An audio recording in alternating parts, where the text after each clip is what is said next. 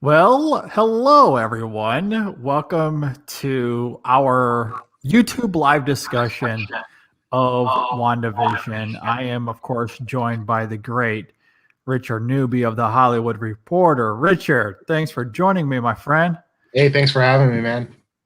Yeah, usually, we talk. I don't get to see your face every single time. It is glorious to not only hear your voice, but to get to see your beautiful face. Thank you. Really appreciate it, man. Yeah, and my cat. It's you and the cat. Yeah. Yeah. Well, no, that's okay because at any point my son could come bursting in. That's the beauty of you doing this live. And thanks to everyone for tuning in who is either tuning in to YouTube Live or maybe you're listening to this on the podcast later. We've been teasing this on our main show podcast for it feels like forever now. I've been itching to talk about WandaVision since the first episode and haven't had an opportunity. Here we are. Let's dive into this, Richard. As usual, I'll toss it to you first. Give me your general overall thoughts about the show. I'll do the same, and then we'll kind of get into the nitty gritty and all the fun, nerdy details of it. Yeah, I love the show. I feel like, we've waited so long for a new MCU project. Yeah. Especially it's been since Spider-Man Far From Home in 2019, which is crazy to think about. That's how long it's been since we've had an MCU project. Yeah, it's wild. Yeah. So the hype was like already there. And particularly with WandaVision, like these are two characters who, they've been cool in all the movies they've been in, but we haven't really like seen them get the spotlight. Yeah. And I feel like they're such interesting characters. Like just like as a comic reader, like I was super excited to see what the show is going to do with them, and then also, leaning on these, classic sitcom references. Yeah. Just really, really interesting. Just like really unique and something different. Yeah. MCU and unexpected. I think that's like the main thing is that from week to week, you never really knew what to expect.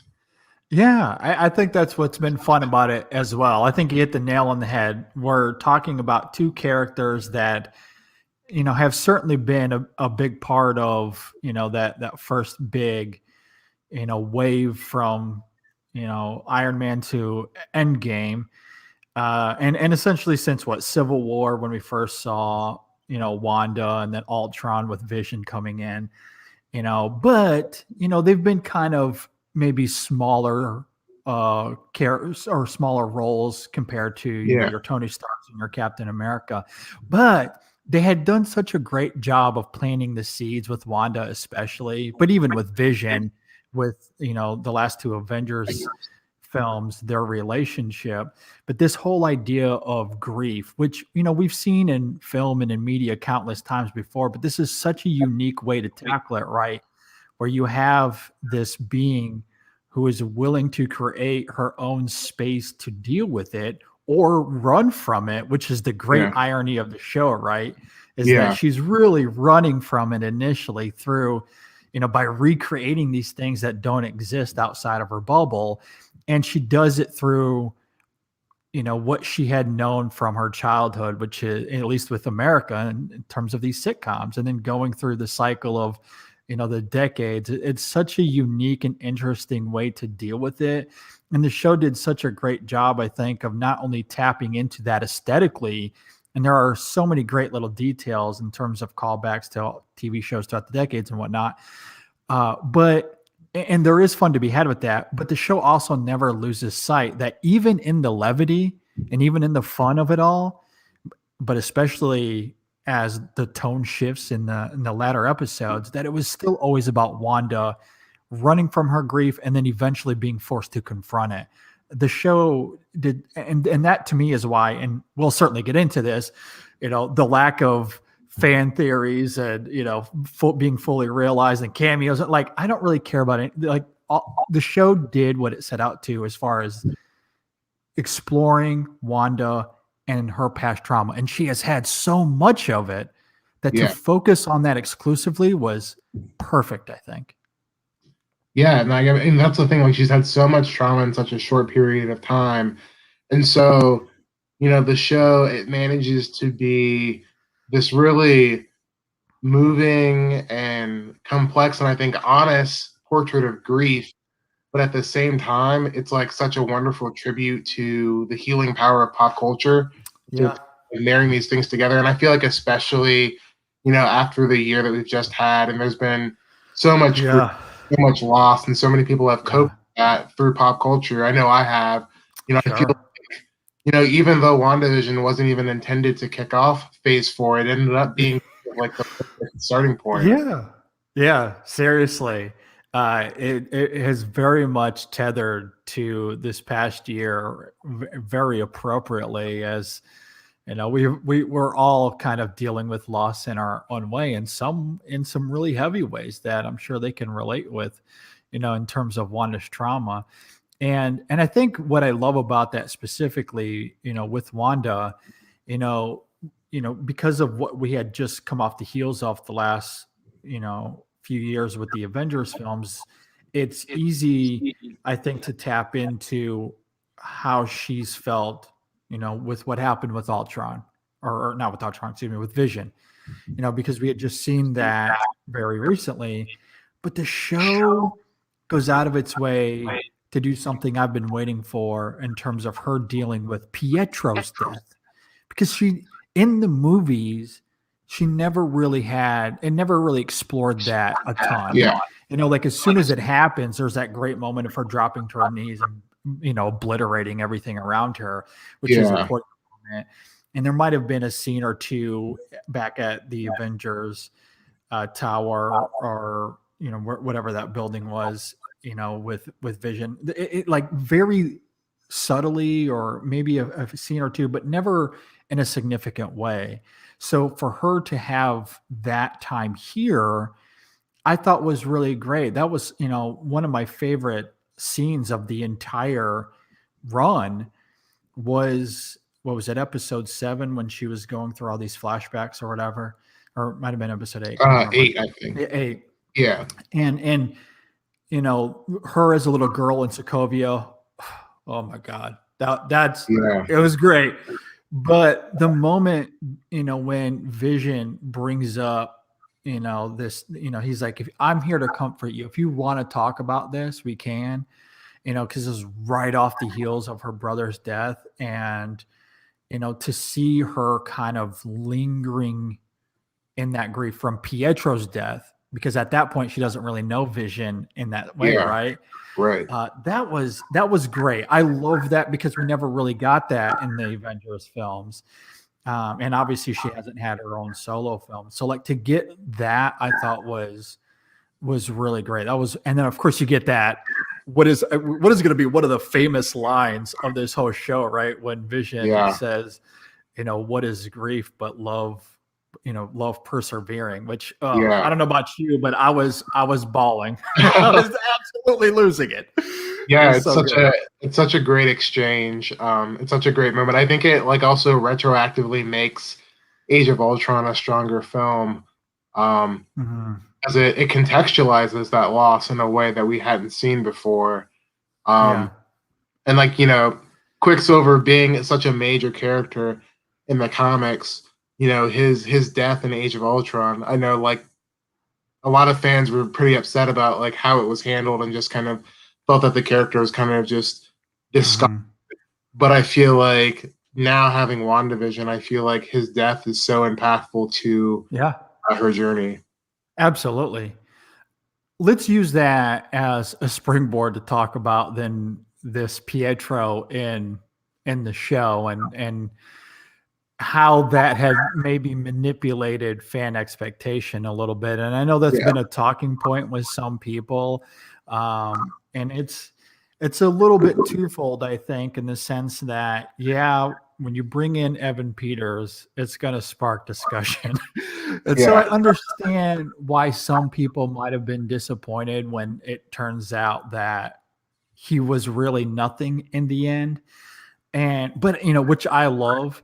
But I want to get your thoughts on that, I guess, before I get into it further, how you thought the show handled Evan Peters specifically, like that whole manipulation with Pietro, and and obviously very very purposefully what Agnes was doing as far as pulling the strings there with Pietro. Yeah, I mean, I loved it. You know, when he first appeared, I loved it as just this kind of like meta moment. The fact that we all know that he played Quicksilver in a different Pietro in a different franchise. And you know, I think at the time in some of the interviews with creator Jack Schaefer, she mentioned, you know, how a lot of sitcoms, especially during that era, they would recast a character and they'd come back, you know, with an entirely different act. Yeah. And so that happened all the time. You know, for me, I never thought that it was actually Quicksilver from the Fox X-Men films. Okay. I did think that Evan Peters was somebody significant, not Ralph Boner. But I didn't think that they were, you know, introduce the X-Men that way. I thought it was just kind of like a fun drag. But I mean, for me, like even the fact that he wasn't, you know, a Marvel character or anybody major, it didn't bother me. I mean, that wasn't my reason for being invested in the show. You know, his existence was there to further, you know, Wanda's narrative. Yes. And especially like when going to what we learn about Agnes later, how she is, you know, testing Wanda to kind of figure out what her powers are and where they come from. I thought that the introduction of this fake Pietro was kind of a really interesting way to show that Wanda is also being experimented on in the same way that, you know, Vision is being experimented on. You know, Vision's being deconstructed by sword and turned into a weapon. And that's exactly the same thing that Agnes is doing to Wanda, particularly break her apart. You know, Pietro is this tool to break her apart, to, you know, harness her power to make her into a weapon. And so that was what was most interesting to me about his appearance. I think that fan theories are really fun. I love writing fan theories and thinking about them and discussing them. But like at the end of the day, like it's not my story, and the show I don't think ever promised, you know, that this was going to be a stealth, you know, X-Men pilot or Fantastic. Exactly. You know, I was always in it for the story of Wanda and Vision, and whatever else we got, you know, it fit in a natural way, cool, which I feel like it did.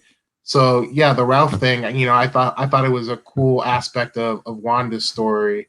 I wasn't, you know, bothered at all by the reveal in the end.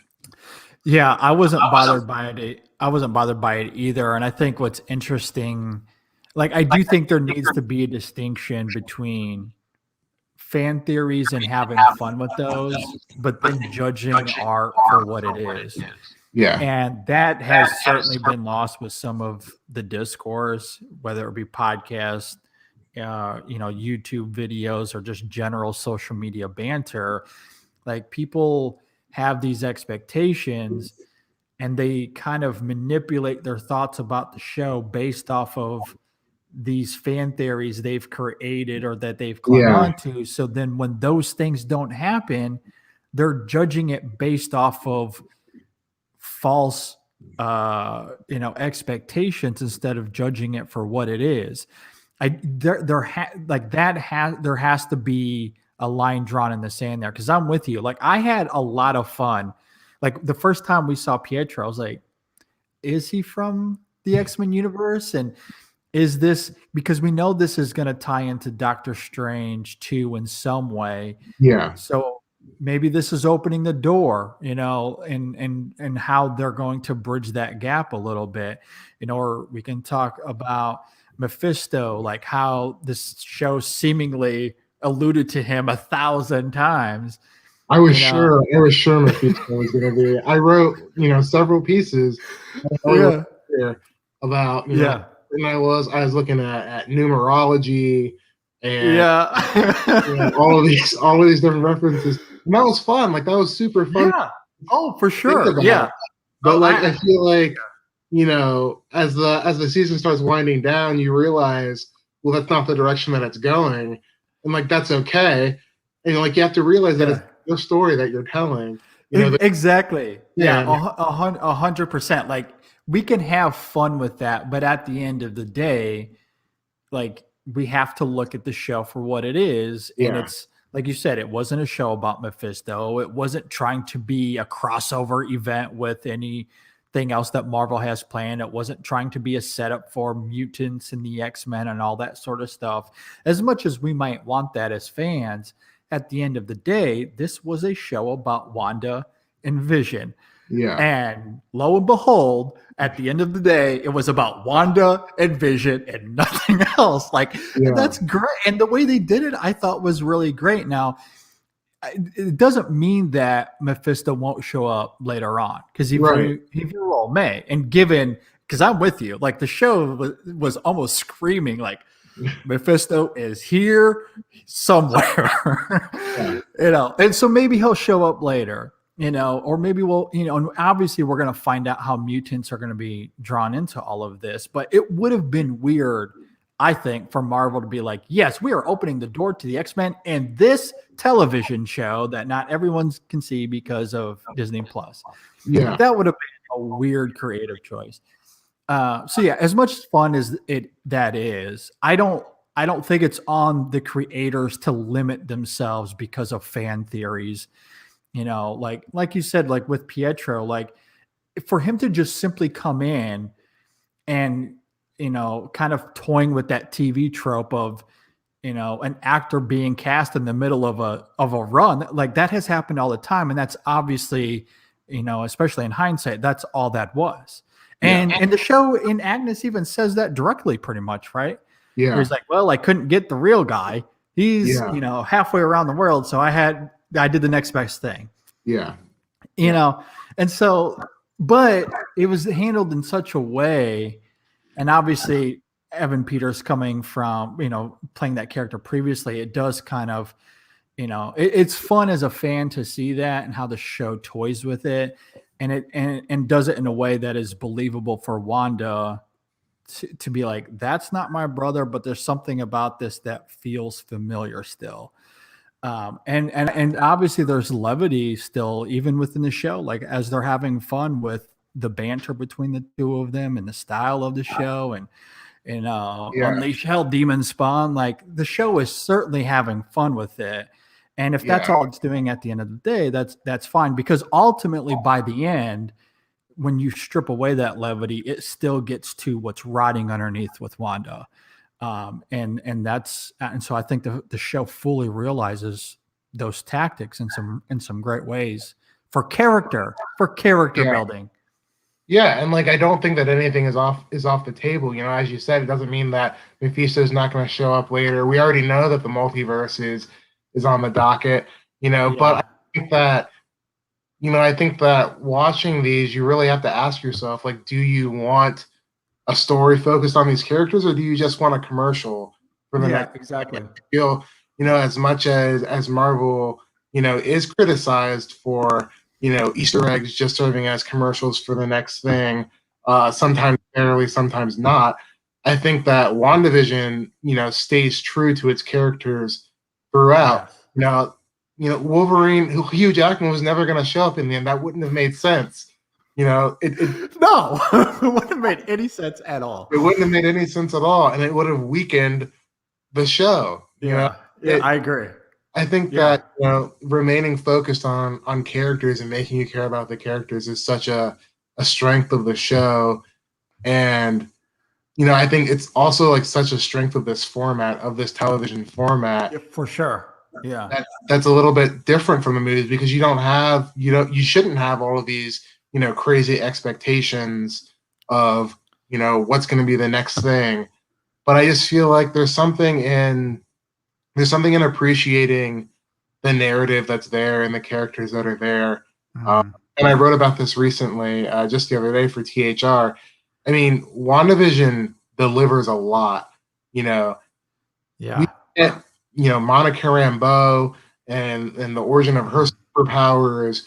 We get Sword. We get a new Vision. We get, you know, the hint that Wanda had powers before Stone.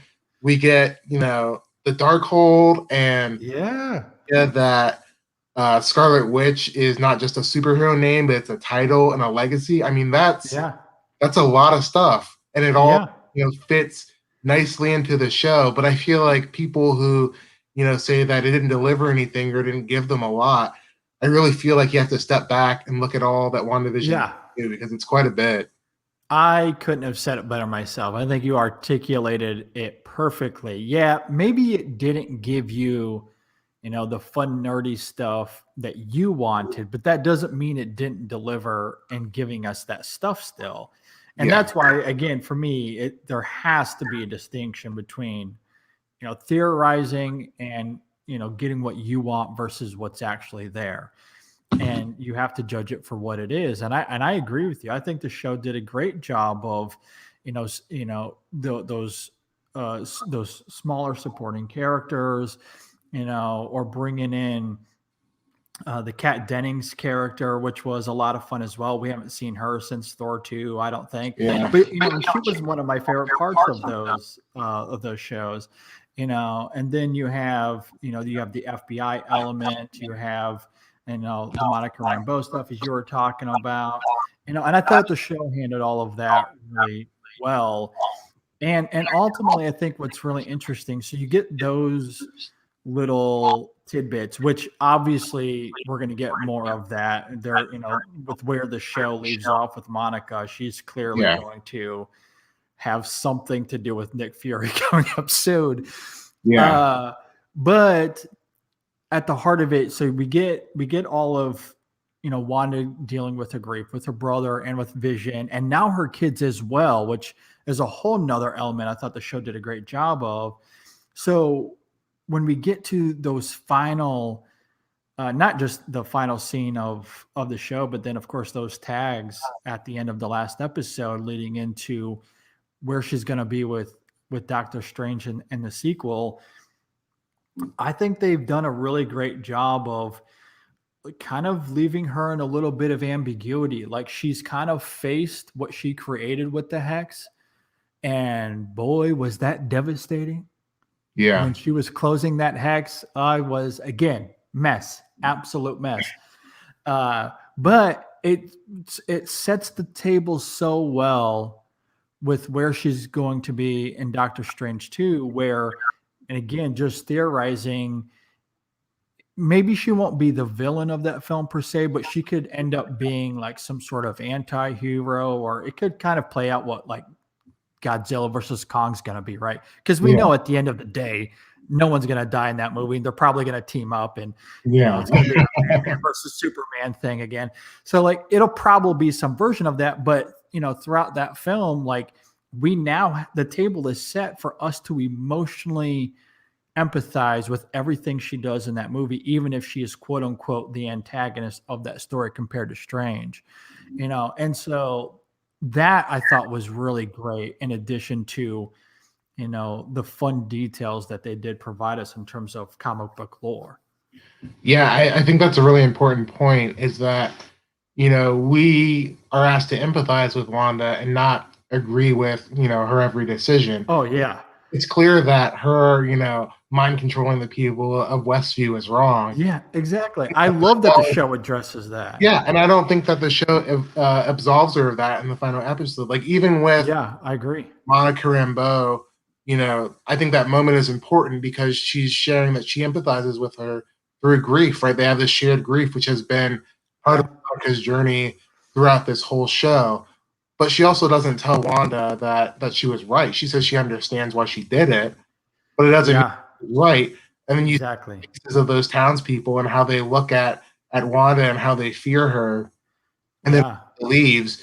And I think that's really important too, because I think that it shows the damage that grief can cause to others. And not just herself. Absolutely. Wanda's journey is one that's still continuing. It's not. I think that too often we look at these superhero characters and we think because they're superheroes that they need to exist as some moral paragon, right, of our classic idea of the superheroes in the 1930s and 40s, but they're not that. They're actually people who struggle. And I feel like WandaVision really hammers that point home, is that Wanda is a very flawed character, and we empathize with her, we understand her because of those flaws. She's very much human. Yeah. And, I think that, where we leave her in the end, as you said, like it's not to say that she's necessarily going to be a good guy or, a bad guy either. It's a different world than that. The stakes are different.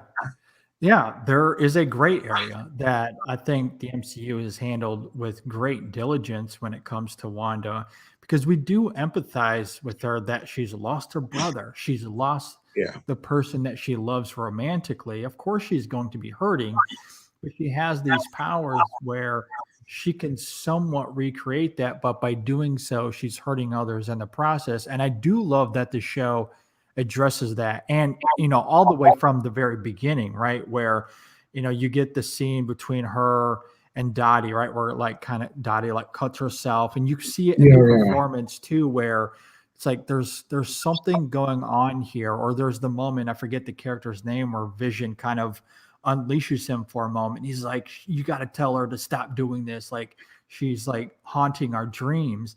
And then you get that scene in the finale where Agnes cuts the strings of everybody, and they're like, well, one character says like, just let us die. Like, that's how bad it is. Yeah. And at one point, Agnes, and I think what I love about that specifically as it relates to Agnes is that you do kind of have this Thanos effect, where I feel like Infinity War did such a brilliant job of laying the foundation regarding him psychologically. Like we may not agree with the means to an end, but you kind of understand where he's coming from.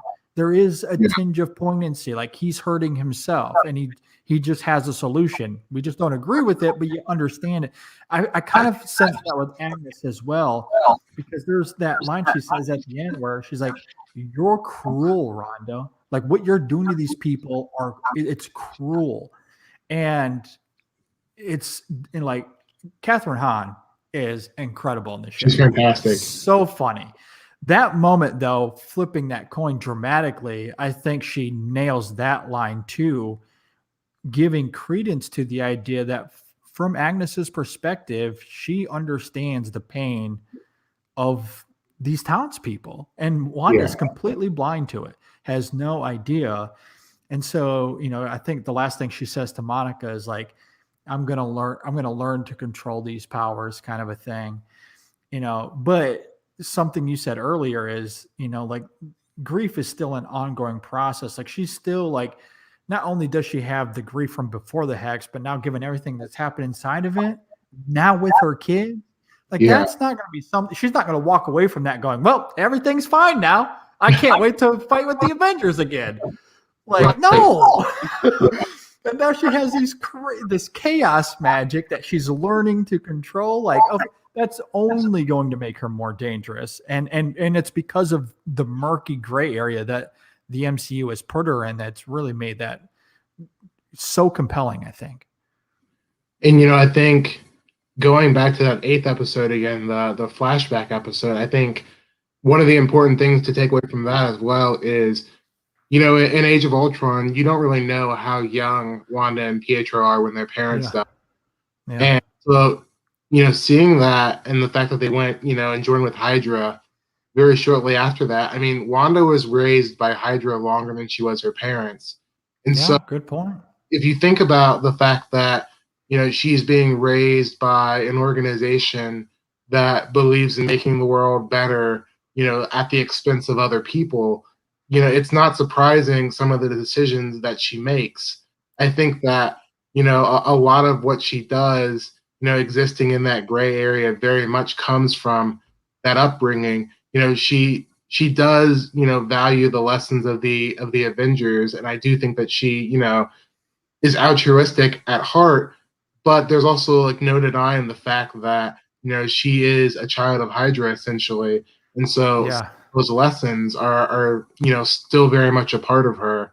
And so I think where we leave her at the end, I think that we should feel a little bit uneasy, even though we understand and we empathize and we share that grief with her. I do think that we're supposed to feel a bit of unease about where she might go next. Well, let's talk about that a little bit.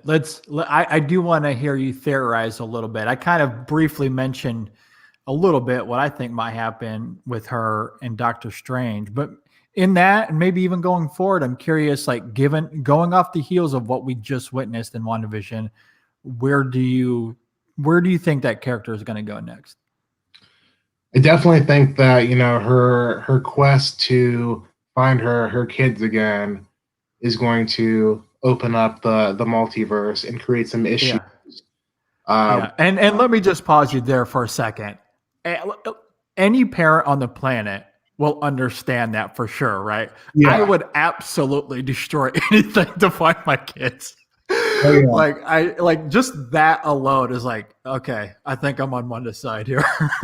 yeah. I tear open holes across the universe. Exactly. So I definitely think that we're gonna learn a bit more about the Darkhold, Yeah. about where her children are. But I also think that there's something interesting, a thread left from the previous Doctor Strange movie, which is Mordo, and Yeah. this idea that too many people have magic, and so I'm kind of curious about him perhaps maybe searching for Wanda to take this power away from her, and Strange, trying to protect her, but also, trying to bring her back to help her realize that what she's doing is wrong. So I think that we're going to have some really interesting explorations of magic and morality in this next Doctor Strange film. Yeah, I cannot wait to see where that goes. Do you think then, like, obviously it's called the multiverse of madness, so I think we can assume that her going to find her kid, she's going to tear holes in the space-time continuum, and that's how we get, Logan. That's when Hugh Jackman shows up. Yeah, I think it'll be interesting to see, especially with what we're hearing about the Spider-Man film. And that too, yeah. Yeah, I And think interesting. And so they hire Sam Raimi to do this Doctor Strange movie, right? But also Yeah, maybe co-direct Spider-Man 3 with yeah, his boy yeah, being rumored to be in that one. I guess not confirmed, but yeah. I honestly think that most of the multiverse stuff we're probably going to get a tease at the end of this third Spider-Man movie. I yeah, think it's going to be the main thrust of the film, but I'm very much interested to see kind of who they bring over, which characters are introduced. We already know yeah, the character America Chavez is going to be in this next Doctor Strange film. So in yeah. the comics, she's a character from another universe. Okay. Also she's coming in, and there are rumors about Chris Evans maybe having signed a deal to reprise his role. So some people are thinking that, Hydra Cap, yeah, Okay. Woody.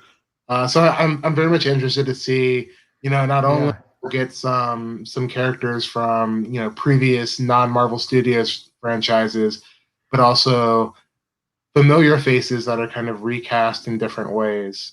Yeah. That'll be fun. I can't wait to see where all that goes. I know earlier on our main show, I forget what episode number it was, but back in January, we did our most anticipated films of the year.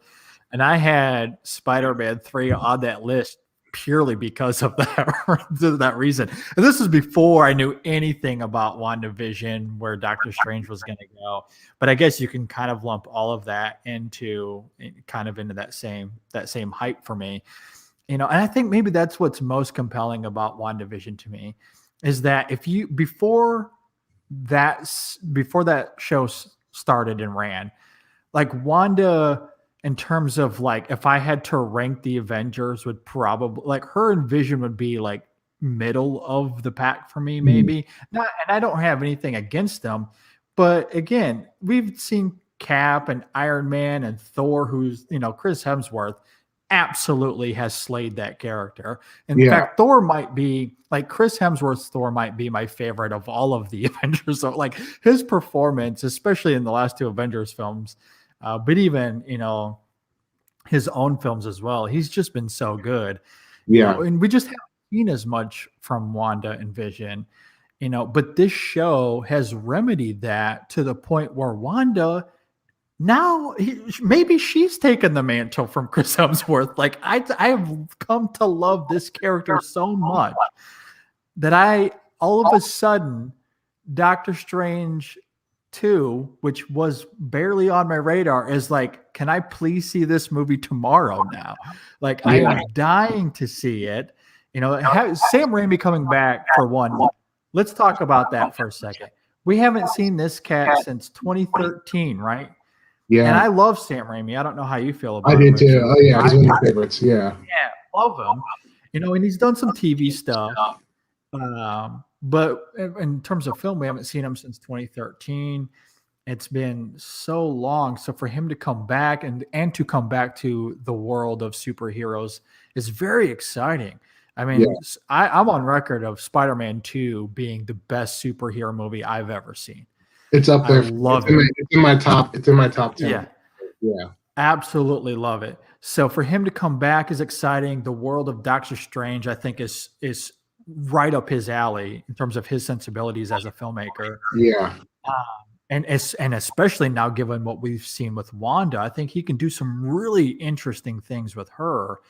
So all of a sudden, like these characters, the property of Doctor Strange that was lesser on my radar is skyrocketed just because of this show and what they've done with Wanda. They've transformed her very literally, but even figuratively in my mind as one of the best characters in the MCU right now. I agree. I'm honestly like a little more excited to see Wanda and Doctor Strange than Doctor Strange himself.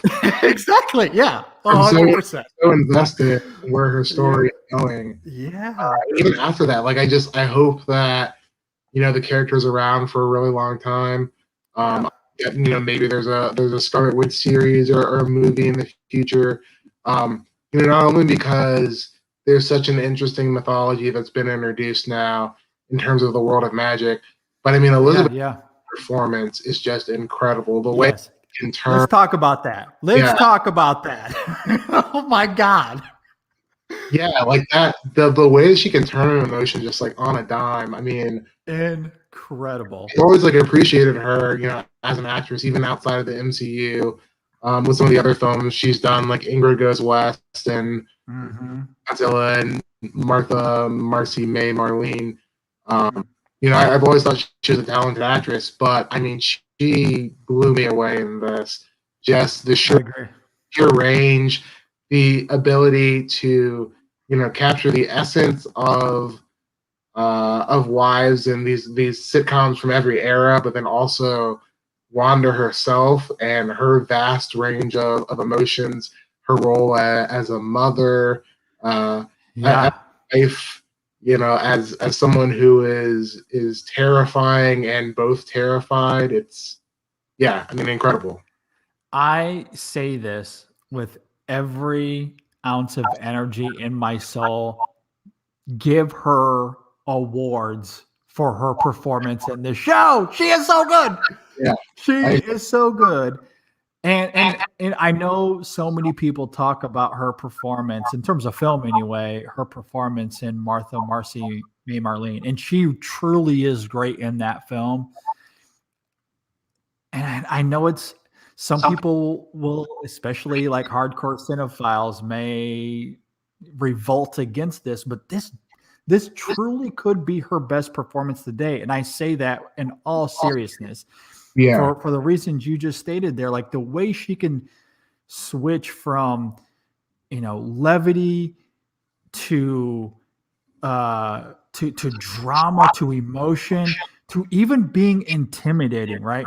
Like I'm thinking of that moment when she first kicks out Monica Rambeau. Like, oh yeah, moments before, Monica is telling her this story on the couch about getting this raise or trying to get this job or whatever. Yeah. And this animal is like ducking around the couch and she's like trying to hide it, right? And it's this goofy moment of fun. And then the next moment, she notices something on Monica, and all of a sudden she starts to flip, right? Where emotionally she's become triggered. And you see that in Olsen's face. And then once she starts to question Monica, and Monica's like, she doesn't have the right answers, then all of a sudden it goes from emotion to intimidating. Like Monica is scared for her life, and she should be. I mean, it is so powerful, like how she's able to do that on a dime like that. It is absolutely remarkable, the nuances and the texture in her performance. I'm thinking of, like, just emotionally speaking, that incredible monologue she has to Vision in the final episode about being my sadness and my hope, but most important, you're my love. Yeah. Like, on paper, that can maybe come off tacky, but it's anything but. She gives it such credence in her performance that it is powerful more than anything else. It is so good. Her performance is genuinely breathtaking. And I know, when it comes to superhero films or shows, like these prestigious award shows hate to kind of, dabble out the nominations and awards, but they truly should consider it, because she is that good. I know the Mandolin has gotten a couple of things. I know the Globes have at least nominated it. So who knows? Maybe it will down the road. I hope so. It's so deserving. I mean, yeah. Elizabeth Olsen, Paul Bettany, Catherine Hahn. I say they're all great. Yeah, put all of them up for Emmys and Golden Globes. Seriously, yeah. Yeah. I mean, from the first episode, I was like, can we please get a Catherine Hahn spinoff? Like, she was so funny. Absolutely funny. I love that she's become meme-ified, like her performance in the show, because it's so I hate, like, it's so clownish, but in a great way. Like, just some of the things she does in those early episodes had me on the floor rolling. I was laughing so hard. I feel like she has this great understanding of camp, and I feel that's something that we haven't really seen in the MCU, and so it's such a welcome presence. Like, she doesn't feel like any other character, and I feel that's one of the things that makes her so fascinating. I just want to see her show up. I want to see her in a Doctor Strange sequence. I want to see her in Blade, with the scene with Mahershala Ali.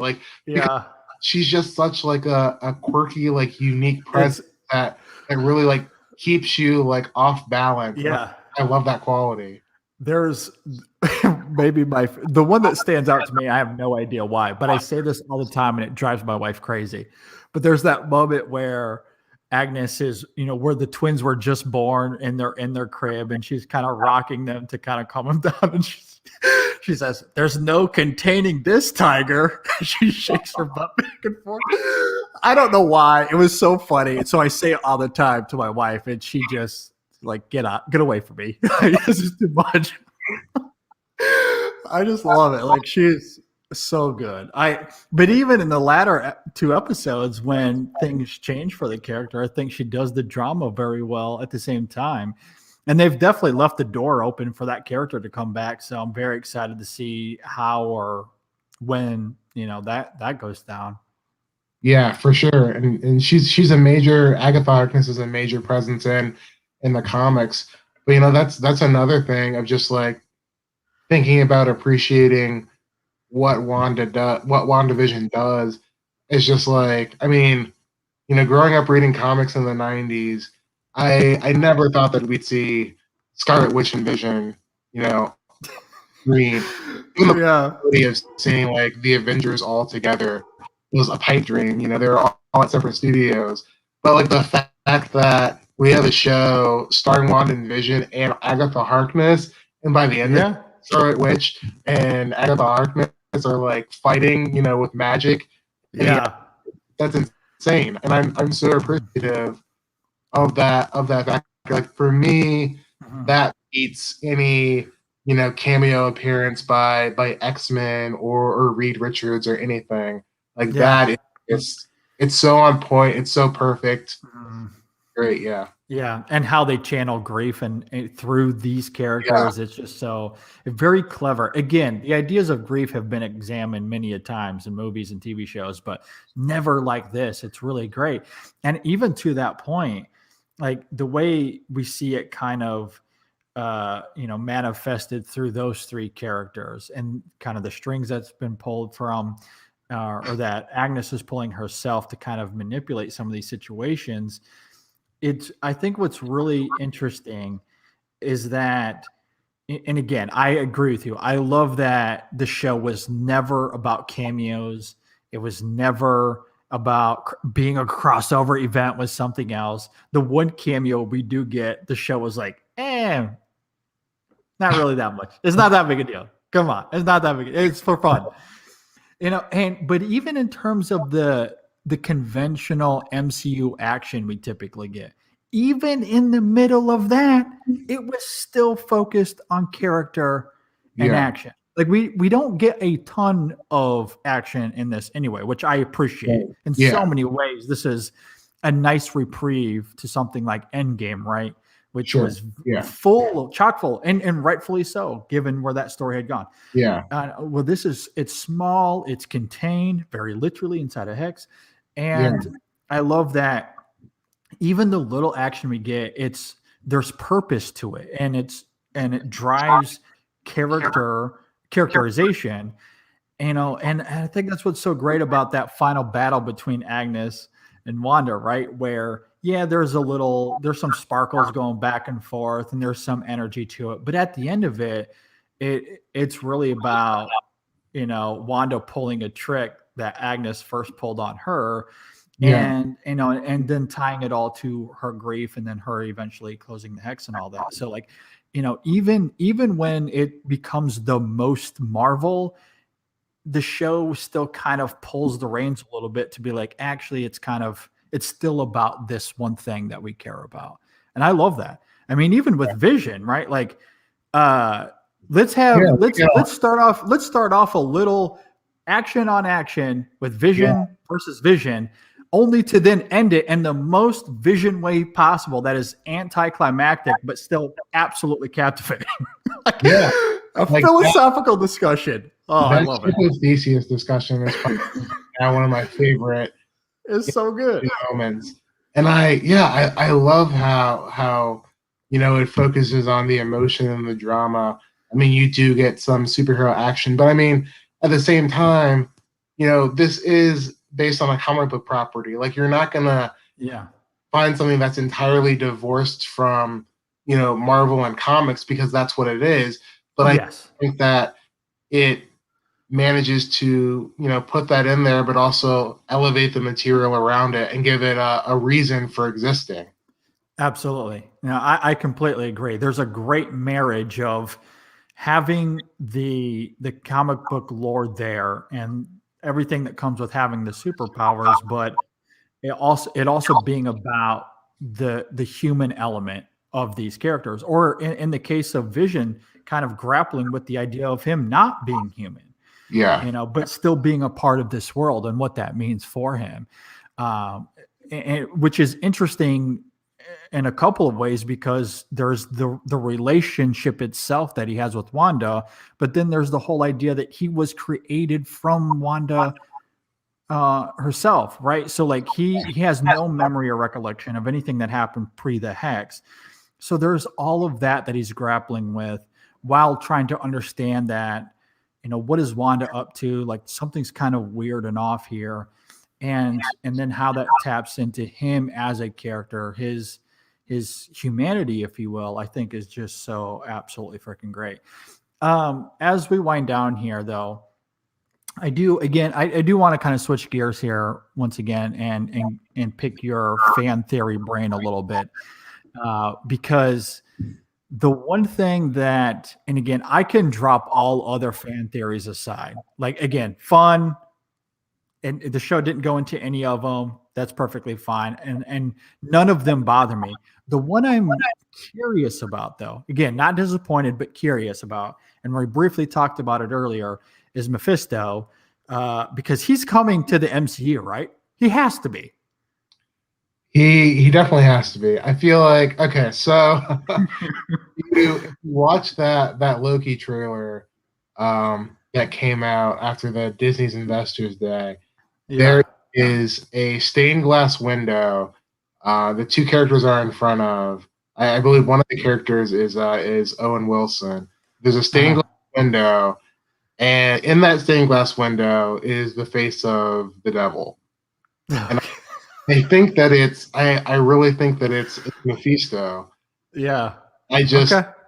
I have a feeling that he's coming. Um, with and especially with the Darkhold being introduced, her children gone.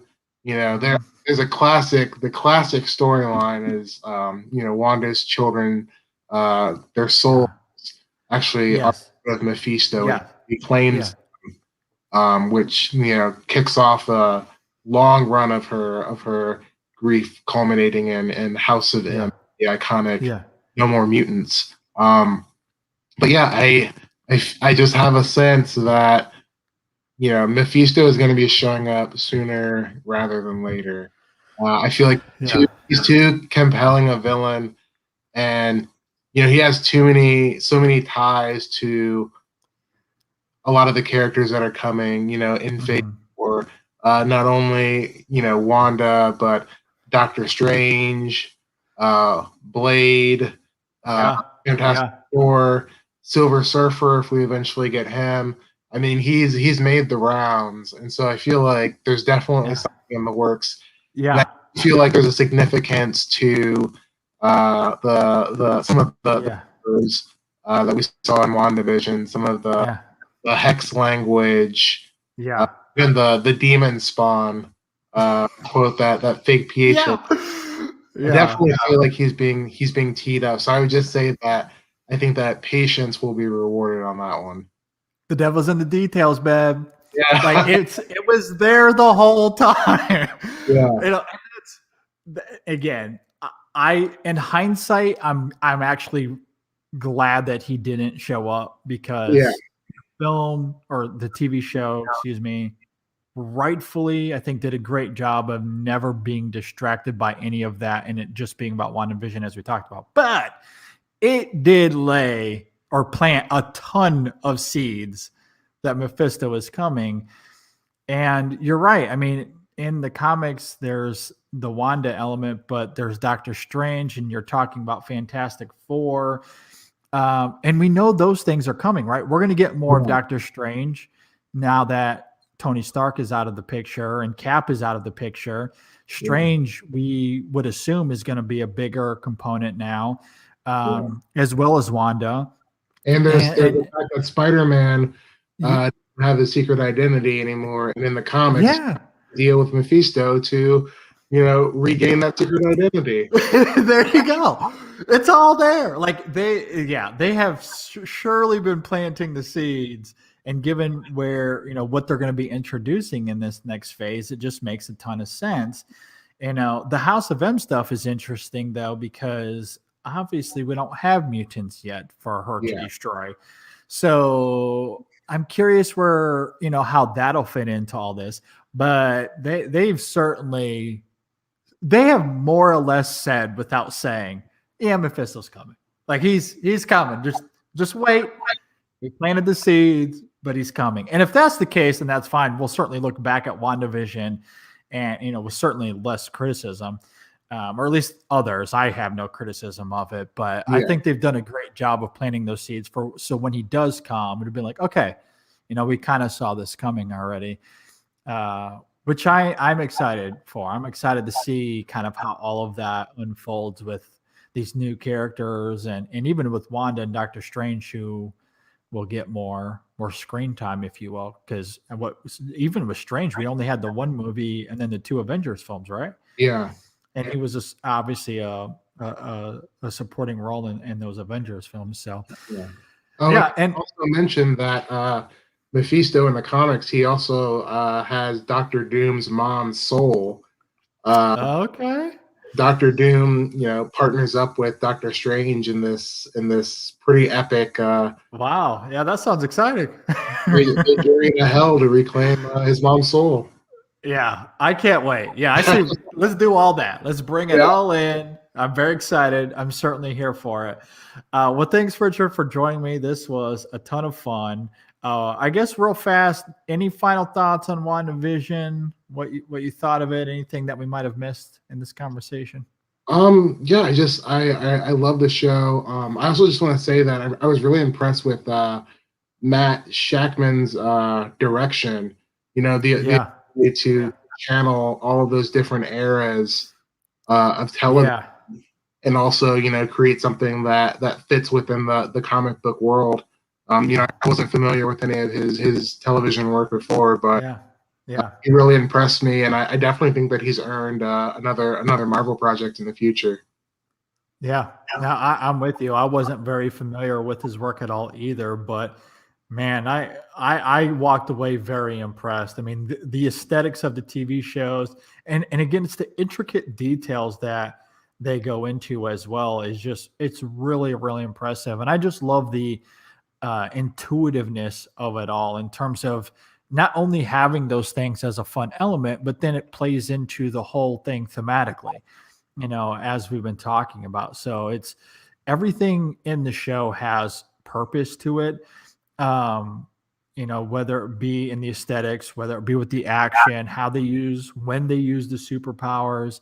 I mean, even that element is interesting, right? Because like Wanda and Vision are very intentional about hiding Yeah, their powers. You get that whole magic show where, with Drunk Vision, which was hilarious. But they're doing it in a way that works in the context of a magic show. So they can get away with it. And then eventually, like Wanda's like, you know what? Why are we even hiding this? Let's just throw it out there. And Vision's like, I don't know about that. So like it just, it felt like everything had, a purpose to it, which, was, is really great. Absolutely wonderful. The performances, as we've talked about, is great. I mean, I have come to really like it a lot, I'm very excited to see what Marvel does next in terms of these TV shows and how they further these characters. Because Falcon and Winter Soldier is coming around the corner, and in many yeah, ways, I think I'm in the same boat as Wanda and Vision in that they've had some fun screen time, but you know, they've never had the role in the yeah, MCU so far. And now they're going to be front and center in an interesting way.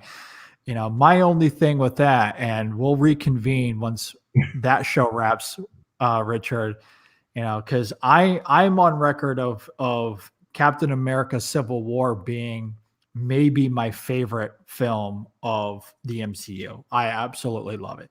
And a lot of it comes back to Baron Zemo Hmm. and the characterization of him in that show, which in some ways is actually kind of similar to what we've just seen with Wanda in terms of the tragedy of his backstory, the fact that he's nothing more than a Jason Bourne.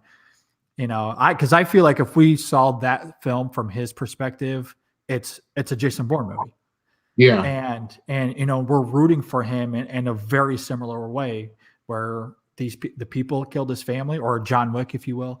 These people killed his family, and he's out to kind of get vengeance, and he does it in a clever way where he knows he can't compete with Iron Man, and yeah, so he sets the Avengers against themselves, and it's and so it sets this idea that guilt becomes the main villain of that movie and not Baron Zemo. Hmm. So with that show, I'm a little bit nervous that they're going to turn him into a conventional villain, and I don't know how I feel about that. But I'm going to go in open-minded. We'll see how it goes. But that is to say, WandaVision, great. uh, Thanks, Richard, for joining us. So we mentioned earlier we can find your work at The Hollywood Reporter. Where yeah. can we find you on social media as well, my friend? I am on Twitter at Richard L. Newby. Yeah, Right. always happy to chat about this comic book stuff. Yeah, definitely go and hit up Richard. Not only talking about it on social media, great follow there, but even the stuff that he writes it's excellent stuff. So I urge people to go and check that out. So as far as InSession film stuff, real fast. So our latest episode dropped yesterday, as of the day we are taping this, and we talked about Raya and the Last Dragon. but which was a fun conversation. We actually had Kevin Lee on from Busting the Block. It was a really good conversation. I urge people to go and check that out. But Brendan and I, continuing our Terrence Malick movie series, we talked about The Thin Red Line, and it is one of those reviews. It might be the review I'm the most proud of that we've done in maybe years. It was such a fun conversation. We really get into the nuances of that film, and I hope people go and check it out and enjoy it, because, man, I had a great time talking about that. So go and check that out. I know Ryan and Jay have some fun things coming up on Extra Film this week as well. So be sure to be on the lookout for that. Richard, thanks again, my friend. Thanks for watching, listening, everybody, however you're consuming this. Really do appreciate it. We'll see you all next time on the InSession Film Podcast / now YouTube Live. Have a good night, everybody. Yeah.